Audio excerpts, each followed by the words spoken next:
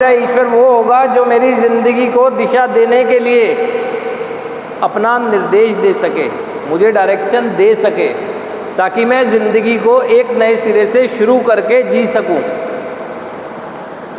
तो आपको ये समझना होगा, कार्यक्रम पूरी तरह से आध्यात्मिक है। आप एक चीज़ समझें, आप में से जितने भी लोग हैं सब अपने अपने धर्म, संप्रदाय, पंथ, मजहब के अनुसार किसी ना किसी पर विश्वास करके उसकी पूजा आराधना जो भी करते थे आप करते रहे हैं। लेकिन क्या आपकी ज़िंदगी नरक में जाने से बच सकी? नरकीय जीवन कर लिया आपने, क्योंकि कर्म से किया आपने ना, वो नरकीय जीवन कर लिया। तो आपका विश्वास कम होना ही है, क्योंकि आप सोच रहे थे आपके गलत काम को भी अच्छे परिणाम मिले, नहीं मिले तो आपने दोष उसे दे दिया। लेकिन ये कार्यक्रम आध्यात्मिक है। हम सब कुछ धार्मिक रीति रिवाजों के अनुसार करने के बाद भी नरकीय जीवन जीने के लिए बाध्य हो गए। तो इस नरकीय जीवन से निकालने का काम हमें करती है आध्यात्मिकता। जो नैतिकता का पतन हो गया है, उससे जो आध्यात्मिक शून्यता और नरकीय जीवन हुआ है, इससे निकालने का काम करेगी आध्यात्मिकता। आध्यात्मिक यानी मेरा रिस्पॉन्सिबल पर्सन बनना।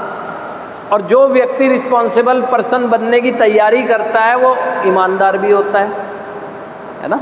जो कि आप पास्ट में नहीं रहे, वो झूठ भी नहीं बोलता है, जो कि आप झूठ बोलते रहे पास्ट में। यानी करैक्टर डिफेक्ट से आपने अपने आप को इतना ज़्यादा काट लिया उस ईश्वर से जिस पर कभी विश्वास किया करते थे आप लोग ना।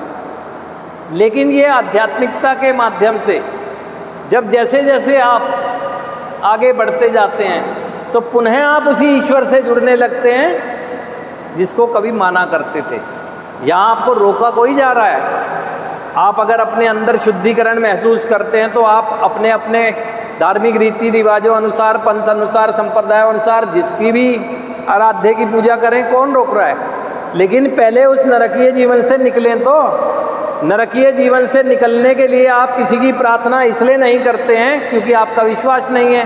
कोई बात नहीं, आप निकलना अगर चाहते हैं ना, तो ये कार्यक्रम में जो गॉड है, गुड ऑर्डरली डायरेक्शन, मेरी दिशा, जिंदगी को दिशा देने के लिए, उसे फॉलो करें।